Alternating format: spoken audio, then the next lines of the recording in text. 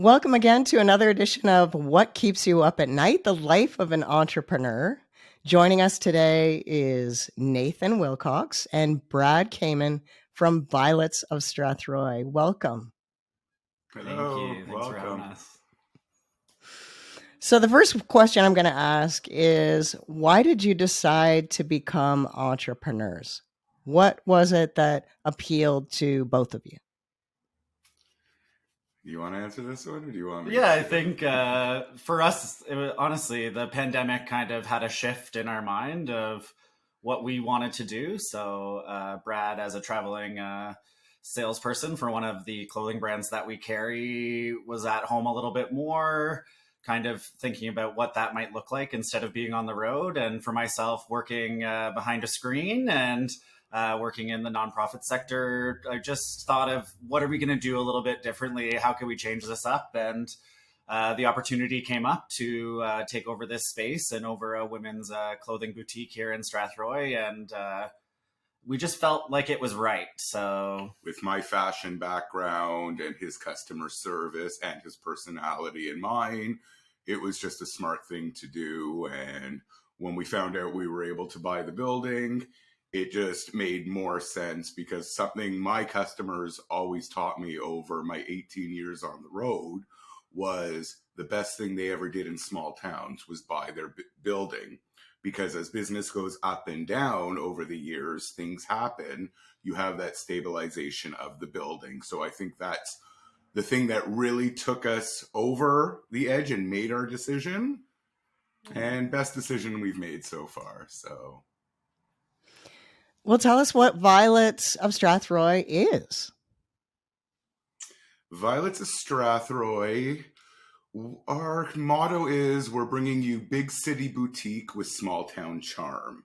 We specialize in everything from casual wear, ready to wear, office attire, and evening wear. And we've just been so welcomed by this community and surrounding areas, telling us that our taste and our fashion is incredible. We've been asked to get into menswear. So it's just been an overwhelming success, and we feel pretty blessed for it. So you alluded to it a little bit at the beginning. You are life partners. Why did you think going into business together? Yeah, you're married. And why did you decide to go into business together? I mean, that sometimes that can be really challenging as a couple. Yeah, definitely a challenge at times, but also a fun and an exciting opportunity. We each get to kind of work on our strengths and learn a little bit from each other in some of the other areas. So, and we're a little bit like yin and yang, which makes the balance in the middle, if that makes sense. We take the goods and the bads from each, and we find the good balance in the middle, which pertains to different areas in our business too, which is really nice. Do you both do customer service? Times, but you get through it. You get through it.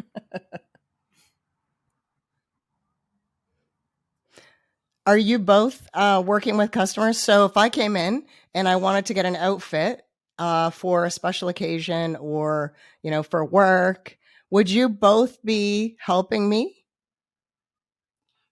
No, we'll both probably be here 100%, but we don't want to overwhelm the customers either with two people. I think we do a great job with each of our customers. We both have customers that come in to see each other. And no matter who comes into our store, they're going to get great customer service, whether it's ourselves or our employees. So, yeah. And that is what we hear kind of time and again, is the reason people want to come here is because they get a personal feel. They're actually seeing the business owner here in the business. And then again, I think they just appreciate our open and honest opinions. If it's not working, it's not working. And we want people to leave our store feeling good, looking good, so that they say, when someone says, "Where did you get that?" and they say Violets of Strathroy, we know it's with the best intention. Not the why. Yeah, exactly. So I think that's the fun part is, and hearing it from the people and having those folks that come back every couple of weeks just to come and visit. And then, of course, they see something new in the store and just so happen to buy it at the same time. But I think it's that personal feel, and that's the fun part, I think, for both of us, is getting that kind of one-on-one feel, meeting new people, and in a newer community for both of us. That's the other key, is just like being here, getting to know the community, being a part of it, and we're trying to do that as well. You make it an experience rather than just shopping. You make it actually an experience, right? Well, we also try and incorporate our town into that as well. We have a commercial running that runs throughout southwestern Ontario, which brings a lot of people. We do Hero. We saw your commercial. So when they come to us, they might want to go for lunch somewhere. So we always recommend, some of the restaurants in town, or there's a men's stop or another ladies clothing store. So we always tell them the experience of what Strathroy is all about besides us. And we know our fellow businesses do the same thing. So what do you find the most gratifying about it? I think the look on people's faces, especially when they're buying evening wear and they get that look and they know it's the dress, and you get the picture 2 weeks, 6 weeks, 6 months later, and you see the smile on their face. I think that's the rewarding part, is the customer satisfaction. Can you tell us the the story? Boss. I'm not going to say it's Yeah. I think the being your own boss the other piece part. is being able to use being able to use our name or platform to support other initiatives in the community, like most recently the Rainbow Crosswalk, or supporting our local fundraiser, Community Over Cancer. I think there's a piece to it where knowing that you live in a community and giving back to that community at the same time. Like, if people are coming into your store, you need to make sure you're giving back and supporting what's happening here. So we're trying to do that at the same time. Obviously it's great to have folks know that you're around, but I think the key is really giving back to the folks who live here and the community we now live in as well. Well, it is a rural community, and had you opened a boutique in Toronto or Vancouver or Halifax, a same-sex couple running a boutique no one would bat an eyelash. So what's your experience been like in a rural community, being a same-sex couple and running a business? A ladies' dress shop? What's strange about that? Yeah. Honestly, we had, long discussions about this, and we decided when we were going to open this business and live in this town that we were going to support the community. And we have, from the day our sign went up the window, we sponsor as much as we can. We go out to local events as much as we can. And we just became a part of this community. And I'm not going to say, there's good and bad everywhere. We haven't experienced any bad when it comes to our sexual preference, which is quite beautiful, especially being a conservative town. I'm not going to say we're not. But I think the outcome was that instead of just opening the store, we came in as part of the community right away from day one. And 6 months into it, we're still part of the community. We have a huge fashion show coming up at the end of the month, sold out, which we're very proud of, our first one. But we're giving back to one of our biggest charities in town, a Community Over Cancer, which is phenomenal. And, it's just going to grow from there. So I think to answer your question direct, it's about being part of the community and giving back. And I think in terms of the LGBTQ community, like, when we showed up, the opportunity presented itself of needing funds for a Rainbow Crosswalk. So getting to put forward some of our startup dollars to do that, I think, was really important. Going to Pride events here in our community, having a booth at our first ever Pride in the Park, I think, like, those were some cool things. I grew up in a small town, so to come back to a small town and be able to see those things kind of transpire and see all the families and the community support, I think, was a huge piece for us. We also got to be on the Pride cover of our local Hometown Strathroy magazine. So really happy that, again, we've been able to come in, be upfront with everyone of who we are, and not receive any negative attention or things so far from that. We did have a funny story where my husband planned a wonderful Pride event. So it was a shopping night here at the store, and we called it Drag Shopping Night. And it was funny to hear people. What did they think, Brad? What did they think happened? So I had a lot of shopping? emails. I had people asking, conversations, phone calls. They're like, so drag queens come to your store to shop that night. So the lack of communication or the clarity. I learned after that, all my posts, all my events, our events, all have to be very clear in wording. So it got a lot of, not negative attention, just misrepresentation of it from a certain generation. I'm not going to say, you know what I mean? It was more of our more mature customers that kind of didn't grasp the aspect of how big a drag brunch is nowadays, how, things like that. We did have some really cute, very mature older ladies come up and say, are those queens from that RuPaul going to be there? So it was good in that, but we just learned. I wish. Right? We learned clarity is the best. So we are going to do Strathroy Pride, a party next year, but we're not going to call it Drag Shopping Night. It's going to just be come celebrate Pride with Brad, Nathan, and Violet at the store, and we'll do our, and I think that's just more clarity. So, well, I think that maybe even you don't realize the difference that you're making in your small community.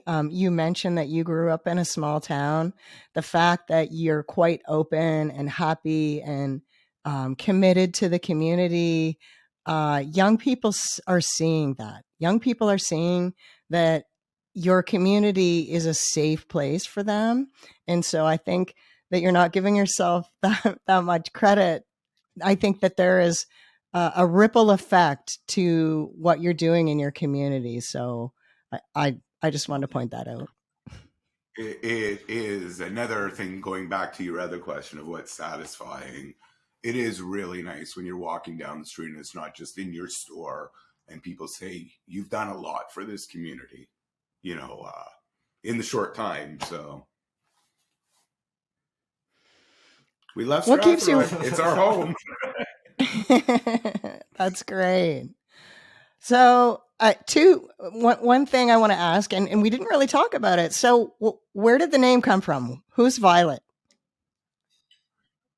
So Violet is our 1.5-year-old boxer. Nate and I did not think anybody was going to come to Brad and Nate's dress store. So our love of our life is our boxer, which we got in COVID, which is the idea of the store because of COVID. That's how we discussed and opened up the store and stuff like that, being at home. And then with the name, the purple came, and that just became our branding. And what keeps you up at night? What are the things that you worry about? Not just related to your business, but also, in the world. What are the things that keep you up at night? Worrying. I think as new business owners, we don't really know the ebbs and the flows. So one day can be really good and one day can be not so good, but you're hoping in the end it's going to average out to be not so bad. So I think that's the piece is we're still in a time of learning our customer, learning what inventory levels we need, what we need to be maintaining. Again, having a positive response is awesome, but sometimes when you look around, you're like, did we order that much stuff? And you're like, yeah, we did. So now we got to figure out where it's going to go. Right. And I think, again, seasonal changes, like we're looking at fall, winter, there's puffer coats and vests and things in here. But if it's still 25 degrees out during the day, people aren't really thinking about maybe those options. So again, I think just trying to figure out what it looks like and what the landscape is always a challenge. We were really supported from the business who was here prior, and it was nice to kind of see what they're doing. But again, it's always changing. So I think the unknown is more the part that keeps me up at night. But I do the paperwork more so that's probably why that keeps me up at night. Brad, you might have a different one. For me, it's I do the accounting, I pay the bills. So for me, it's just watching money go, I'll be honest with you. And then on slower days, sitting in the store, and what I've realized and was taught over the years, and now I understand, is I'm looking at my money when I'm in the store. So on those non-busy days, this is my inventory, is my bank account, so that's what sometimes keeps me up at night. If not, we're both solid 8-hour sleepers. Yeah, right. Yeah.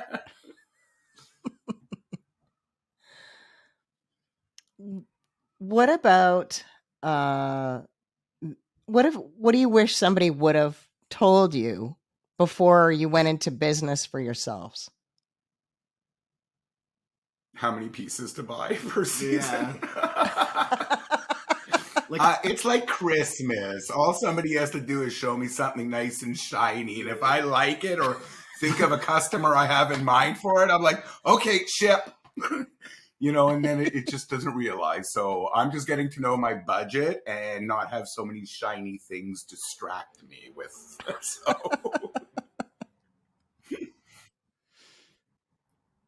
That's probably the biggest one. Yes, I think, again, not knowing you can't see into the future. So even when you're buying 3 or 4 months ahead for that season, you're hoping that these are the things that people want to buy. And I think the difference for us is, like, we're not buying to wear any of these pieces. I mean, I might try them on while we're unboxing, but we're not buying for us, right? So you're buying for someone else, and that's a completely different kind of ball game. But so far, so good. So, meh.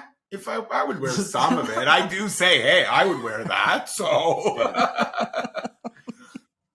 no. At the end of the day, the pros definitely outweigh the cons. So for both of us to give up both our jobs, and we both had very good jobs to start our business, like somebody said, if you're going to do it, do it. Life's too short to have regrets. And if you don't try something, you just don't know. So, and being your own boss is incredible. Okay, well, let's talk about that. What's so great about being your own boss? Just, what? With life's ups and downs with family members, I'm able to go see my mom when I need to see my mom. We have our hours. One of us are here. We're just able to do what we need to do. And, my husband went away for 3 weeks with our old jobs. He, if you're going to go where he went to Australia, you're not going to go for 5-10 days. So he finally had the time to say, oh my God, I can go. We have the means now. I'm able to run the store, except for entering things onto our website. But, he went and he had a great time. If we were still with our other jobs, we wouldn't be able to, even though I was with my company for so many years and I had 8 weeks vacation a year. They capped me at 10 maximum, per at a time. So, if you're going to do a trip like that, and, so it was just time. And that's part of the perks of owning your own business. I don't know, just the satisfaction of your work, and you praise yourself.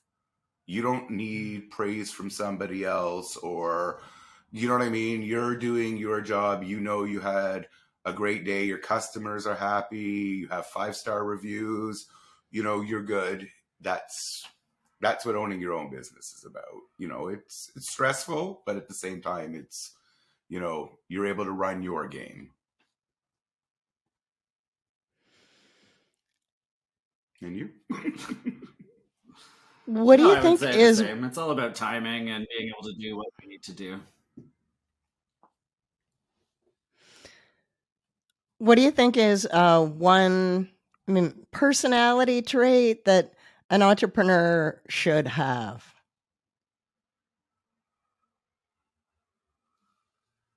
Personality. Yeah, I Ah, think in ours it would be having a personality and being able to relate to people. Honesty. Honesty. mhm.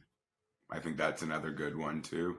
With yourself and your customer for Yeah. sure. I think for us being able to have a hard conversation is sometimes annoying, but you have to do it to make sure that you can move forward with what your plan is. To make it work, you have to have the honest conversation often.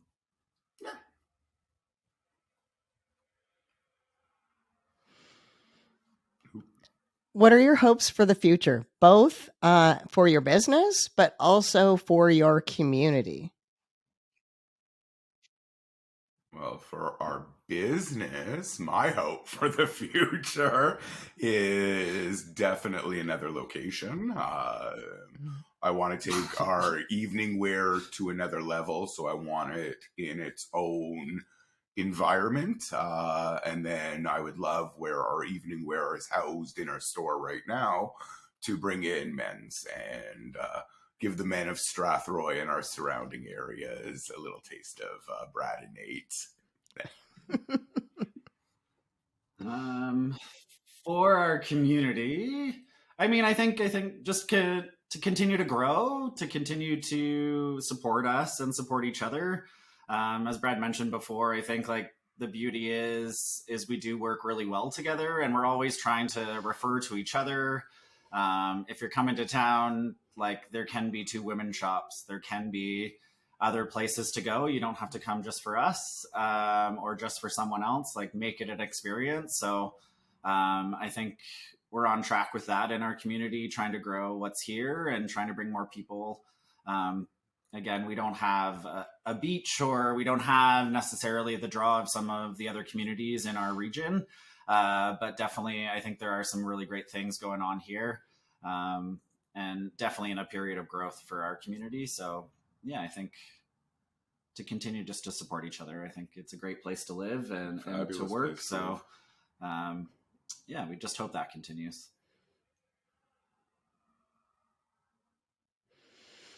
You have an infectious energy, and I'm not too far away from you, so I am excited to come and visit you.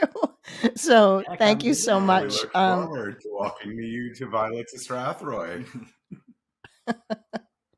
Thank you so much for your time today. I really appreciate it. Thank you, and we appreciate the interview as well.